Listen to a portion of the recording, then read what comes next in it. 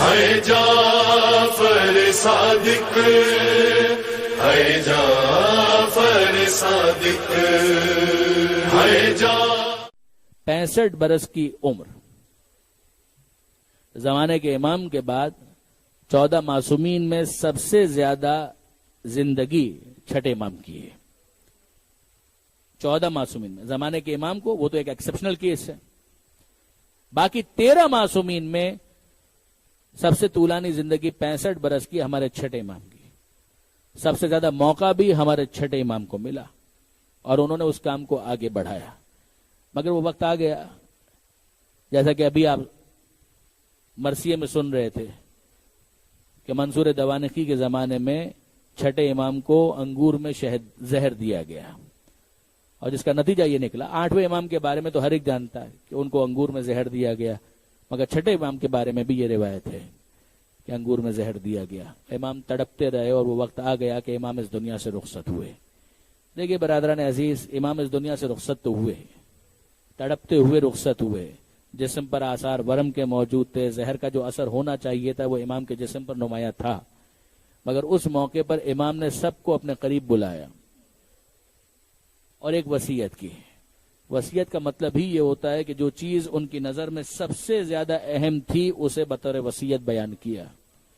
یہ کب ہمیں پتا چلا؟ حمیدہ خاتون چھٹے امام کی زوجہ ہیں، ضعیفہ ہیں، ابو بصیر امام کے ایک صحابی ہیں، اور وہ آئے ہیں جناب حمیدہ خاتون کے پاس تعزیت کرنے کے لیے کہ میں اپنے زمانے کے امام کی شہادت پر آپ سے تعزیت کرنا چاہتا ہوں۔ ابو بصیر آئے، جناب حمیدہ خاتون سے تعزیت کی اور اس کے بعد پوچھنے لگے کہ کچھ بتائیے، کیا آخری زمانے کے اندر کیا حال احوال کیا تھا میرے امام کا؟ دیکھیے برادران عزیز، یہی تو ہماری اور آپ کی تمنا ہے نا کہ ہم جانے تو صحیح کہ وقت آخر امام کی کیا کیفیت تھی، کیا انداز تھا، کیا معاملات تھے، کن باتوں کو امام ڈسکس کر رہے تھے۔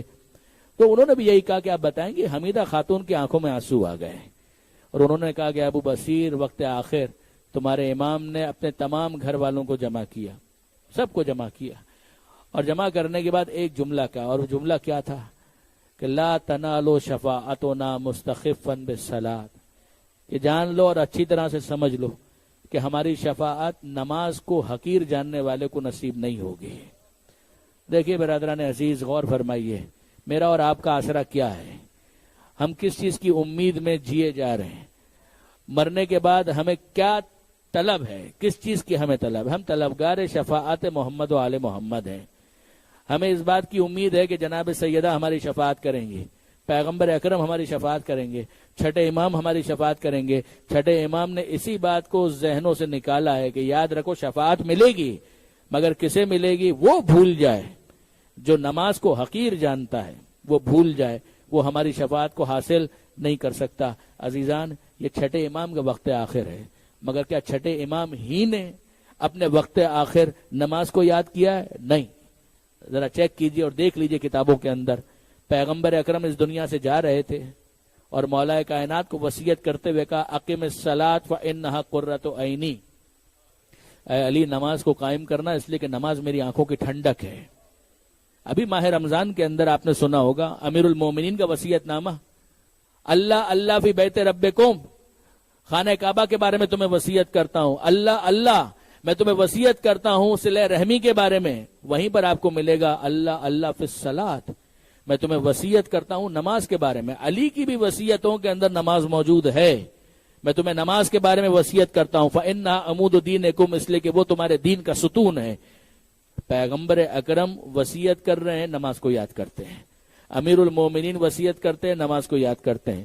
جناب سیدہ کا خطبہ، اس میں بھی آپ کو نماز کا ذکر ملے گا۔